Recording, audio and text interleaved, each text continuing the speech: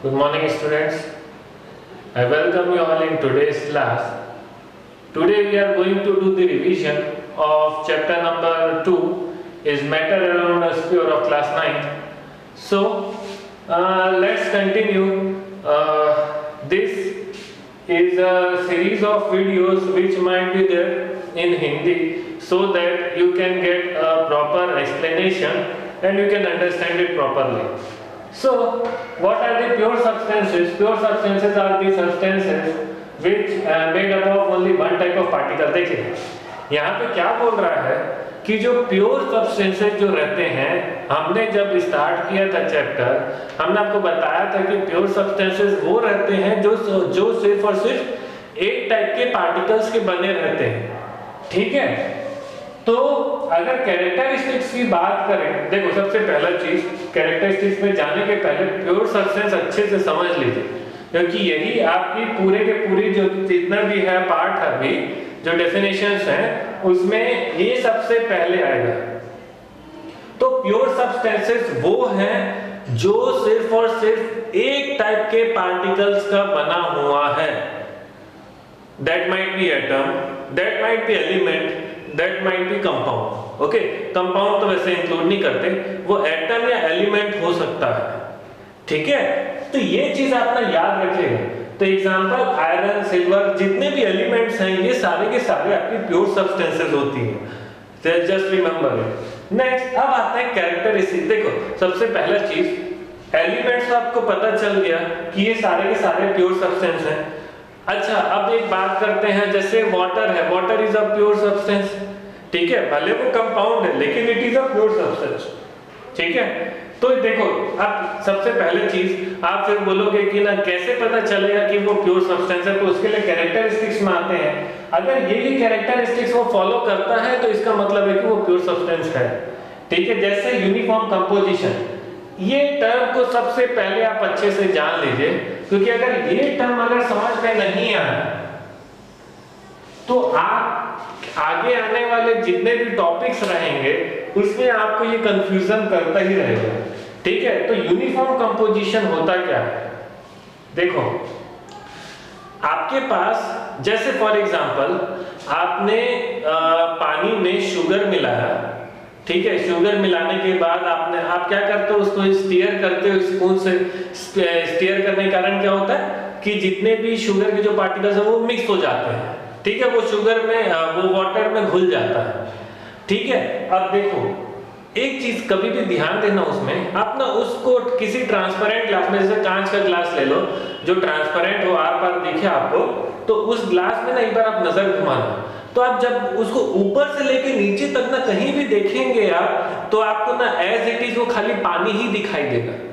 ऐसा नहीं कि ऊपर है पानी दिख रहा है, नीचे में शक्कर दिख रहा है, बीच में कुछ और दिख रहा है, नहीं ऐसा नहीं होता, ठीक है। ऊपर से लेके नीचे तक आपको पूरा पानी दिखाई देगा।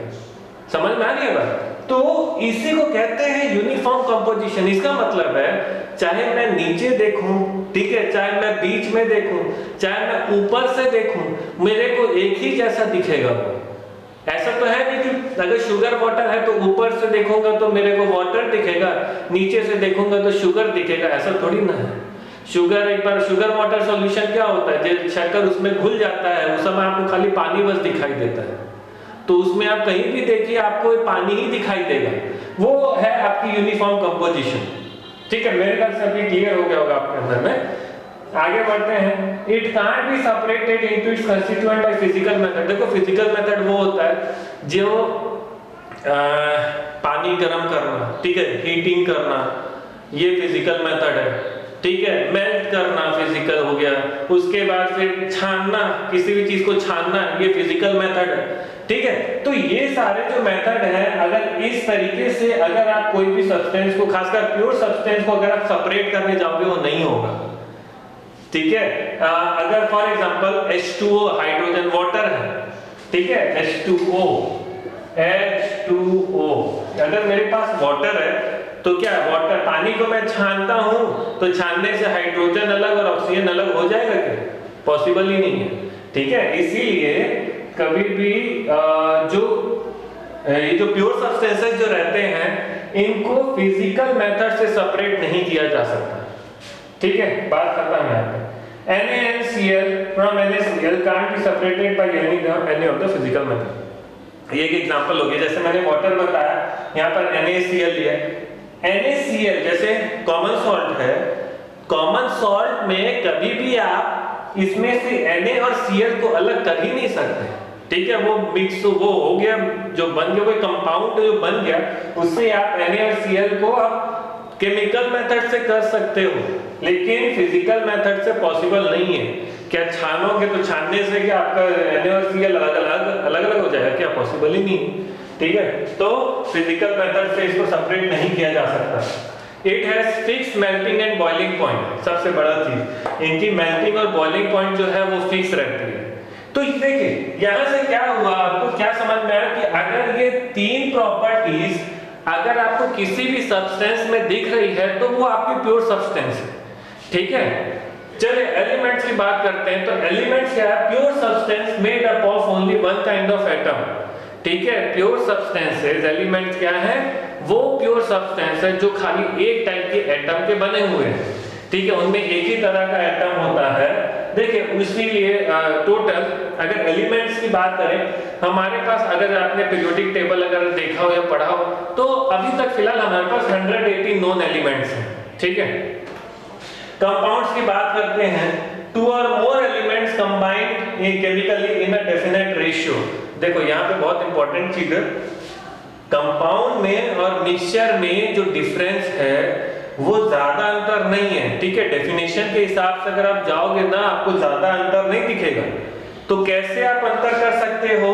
हमेशा याद रखना कंपाउंड जो होते हैं वो हमेशा एक डेफिनेट रेशियो में होते हैं, ठीक है। याद रखना ये जब भी कंबाइन होते हैं, कंबाइन क्या होगा? एलिमेंट्स कंबाइन होंगे, एलिमेंट्स कंबाइन होके कंपाउंड का फॉर्मेशन करेगा, ठीक है।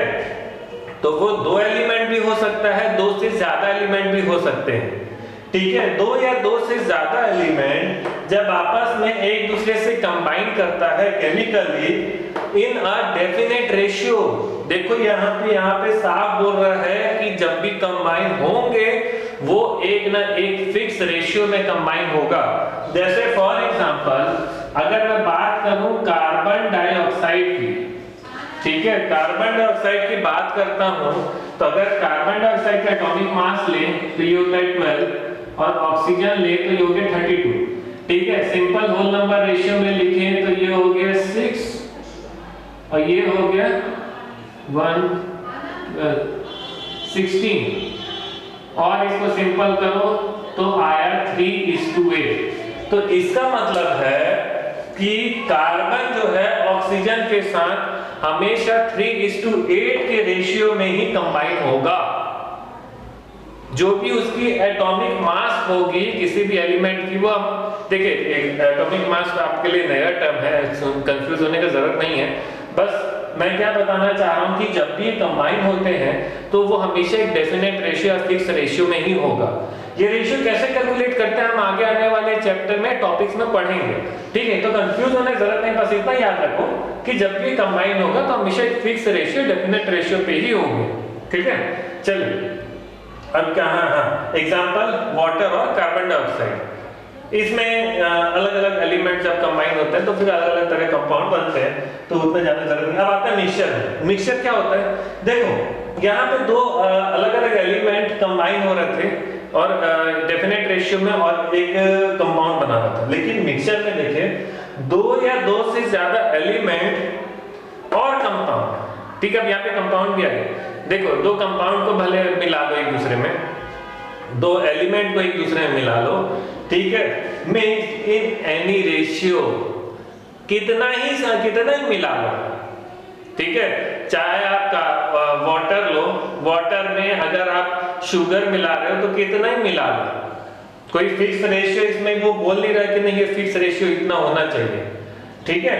तो ये जब आप देखो यहाँ पे सबसे बड़ा डिफरेंस कंपाउंड में और मिक्सचर में क्या है कि देखो दो एलिमेंट आपस में कंबाइन हो रहे हैं कंपाउंड फॉर्मेशन के लिए, यहाँ पे दो या दो से ज्यादा एलिमेंट या फिर कंपाउंड, ठीक है, आपस में कंबाइन हो रहा है और ये जो है ये फिक्स रेशियो या डेफिनेट रेशियो में कंबाइन हो रहा है, और ये जो है कि किसी भी रेशियो में कंबाइन हो रहा है।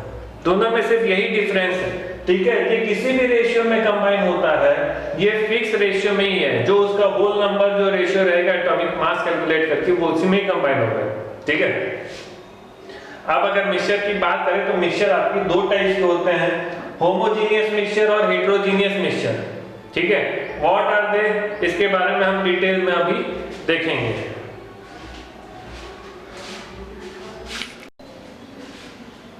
So moving ahead, let's see the next topic, homogeneous mixture. It is a mixture which has uniform composition throughout its mass. Example, sugar and water.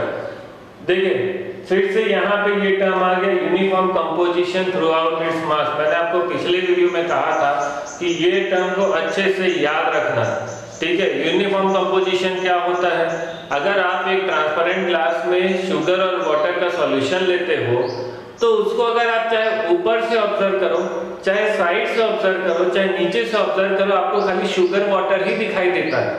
ऐसा नहीं है कि जब आप ऊपर से देख रहे हो तो आपको शुगर दिख रहा है, साइड से देख रहे हो तो शुगर वाटर दिख रहा है, नहीं, ऐसा नहीं होता। शुगर वाटर क्या होता है, वो आपस में घुल जाते हैं, ठीक है। पानी और शक्कर का घोल अगर लोगे उसको घोलते हो तो वो घुल जाता है, उसमें खाली और खाली आपको पानी ही दिखता है, ठीक है। तो क्या बोल रहा है कि it is a mixture which have uniform composition through out its mass, ठीक है। ये ऐसा मिक्सचर है जिसमें यूनिफॉर्म कंपोजिशन होता है। यूनिफॉर्म कंपोजिशन मतलब अगर आप इसको कहीं से भी ऑब्जर्व कर लो आपको सेम दिखाई देगा, ठीक है। एग्जांपल शुगर एंड वाटर, आपको शुगर और वाटर का सॉल्यूशन को अगर आप कभी भी देखोगे तो वो आपको सेम ही दिखता है, ठीक है। चलिए नेक्स्ट, हेटेरोजेनियस मिक्सचर, ये इसका उल्टा हो जाएगा। It is a mixture which don't have uniform composition through out its mass. Example oil and water, ये ऐसा मिक्सचर है जिसमें यूनिफॉर्म कंपोजिशन नहीं होती। ऑयल एंड वाटर ले लो, ठीक है। जब भी अगर आप पानी में ऑयल को मिलाते हो तो क्या होता है, ऑयल ऊपर रहता है, ऑयल ऊपर फ्लोट करता है वाटर के, ठीक है। तो ऑयल ऊपर रहता है, नीचे के लेयर में वाटर रहती है, ठीक है। जरा आप इसको ऑब्जर्व करना, जब आप ऊपर से ऑब्जर्व करोगे तो आपको क्या दिखेगा, ऑयल दिखाई देती है। जब आप इसको सामने से ऑब्जर्व करते हो तो आपको क्या दिखता है, ऊपर में ऑयल, नीचे में वाटर। नीचे से ऑब्जर्व करो तो आपको क्या दिखेगा, आपको वाटर दिखेगी। इसका मतलब है कि जब आप इसको अलग अलग डायरेक्शन से देख रहे हैं तो आपको अलग अलग चीजें दिखाई दे रही हैं। तो इसका मतलब है कि they do not have uniform composition. Uniform composition क्या होता है, यूनिफॉर्म मतलब इक्वल, सेम, ठीक है, जिसमें हर चीज हर तरफ से सेम हो, ठीक है। इसमें सेम नहीं है, हर तरफ से अलग अलग चीजें दिखाई दे रही हैं, इसीलिए ऑयल एंड वाटर जो है वो आपका हेटेरोजेनियस मिक्सचर है। नेक्स्ट सॉल्यूशन में आते हैं, it is a homogeneous mixture of two or more equal substances, ठीक है। मतलब दो या दो से ज्यादा सब्सटेंसेस को अगर आप आपस में मिलाते हैं तो वो आपका सॉल्यूशन कहलाता है। जैसे फॉर एग्जांपल सॉल्यूशन ले लेते हैं, शरबत ले लेते हैं, ठीक है। जैसे हम लोग घर पे शरबत बनाते हैं तो वो नींबू शरबत अगर बात करें तो उसमें क्या करते हैं हम लोग, लेमन लेते हैं, लेमन को पूरा सॉल्यूशन में वाटर में उसको निचोड़ लेते हैं, उसके बाद फिर क्या करते हैं, शुगर मिलाते हैं, उसके अंदर उसको सबको डाल के उसको स्टीयर करते हैं स्पून से, उसके अंदर क्या होता है, वो एक सॉल्यूशन तैयार हो जाता है, जो आप शरबत जो पीते हो, ठीक है, वो तैयार हो जाती है। तो ये जो शरबत जो है, ठीक है, इसमें क्या होता है, इसमें दो या दो से ज्यादा चीजें आपने आपस में मिलाई, अब मिलाने के बाद एक सॉल्यूशन तैयार कर लिया, एक लिक्विड तैयार कर लिया, ठीक है। तो वही आपकी सॉल्यूशन होगी। अब अगर सॉल्यूशन की बात करें तो सॉल्यूशन में दो कंपोनेंट्स होते हैं, कौन कौन से, पहला सॉल्यूट, दूसरा सॉल्वेंट, ठीक है। चलिए इसको देख लेते हैं। Solute is a substance dissolved in another substance, मतलब सोल्यूट क्या हुआ, ये ऐसा सब्सटेंस है जो दूसरे में घुलता है, या इसको ऐसे भी बोल सकते हैं जो घोला जाता है, ठीक है। एग्जांपल से समझते हैं कि sugar in sugar solution is a solute. इसका मतलब क्या हुआ कि मैंने अभी क्या बोला कि जिसको हम लोग घोलते हैं, तो किसको घोलते हैं? अगर शक्कर और पानी है तो किसको घोलते हैं हम लोग? शक्कर को घोलते हैं, शुगर को ही तो घोलते हैं ना। तो शुगर क्या हो गया आपका? सोल्यूट। अगर ये भी समझ में नहीं आ रहा है, देखो सबसे इजी टर्म में लिख दिया हूं, जो भी चीज आप लेस क्वांटिटी में लोगे वो आपकी सोल्यूट हो जाएगी, ठीक है। ऑफ कोर्स यस, अगर शुगर और वाटर है अगर आपके पास में, तो ऐसा नहीं है कि ना शुगर आप अनलिमिटेड जितना चाहे ले लो, वो घुलेगा क्या? नहीं घुलता। हम क्या करते हैं, 1 चम्मच 2 चम्मच 3 चम्मच, उससे ज्यादा तो डाल नहीं सकते ना, उससे ज्यादा तो घुलेगा नहीं शक्कर जो है, ठीक है। तो जो भी आप कम क्वांटिटी में लोगे वो हो जाएगा आपका सोल्यूट। तो अगर शुगर और वाटर है तो शुगर वाटर में कम क्वांटिटी में क्या लेते हैं? शुगर लेते हैं, तो शुगर आपका सोल्यूट हो गया। उसी तरीके से सॉल्वेंट की बात करते हैं। Solvent is a substance in which solute is dissolved. अब सॉल्वेंट क्या हुआ? ये ऐसा सब्सटेंस है जिसमें हम सोल्यूट को डिसॉल्व करते हैं। तो सोल्यूट क्या था? जैसे यहाँ पे एग्जांपल ये शुगर सोल्यूट हो गया, ठीक है। अब सोल्यूट को हम लोग किसमें डिसॉल्व करते हैं? शुगर को किसमें घोलते हैं? पानी में घोलते हैं, ठीक है। तो पानी क्या हो गया आपका? सॉल्वेंट हो गया। समझ में आ रही है बात, ठीक है। तो सॉल्वेंट वो सब्सटेंस है जो सोल्यूट में डिसॉल्व किया जाता है, ठीक है। It is taken in more quantity, सबसे इजी टर्म है, जो ज्यादा क्वांटिटी में लोगे वो सॉल्वेंट है, जो कम क्वांटिटी में लोगे वो सोल्यूट। दोनों को मिला दोगे जो तैयार होगा वो सॉल्यूशन है, ठीक है। दोनों को मिलाकर सॉल्यूशन बनाया जाता है। अब कंसंट्रेशन ऑफ सॉल्यूशन की बात करें तो amount of solute present in given solution, एक पर्टिकुलर सॉल्यूशन में कितने अमाउंट ऑफ सोल्यूट मिलाते हैं, इसी को उसकी कंसंट्रेशन कहते हैं, ठीक है।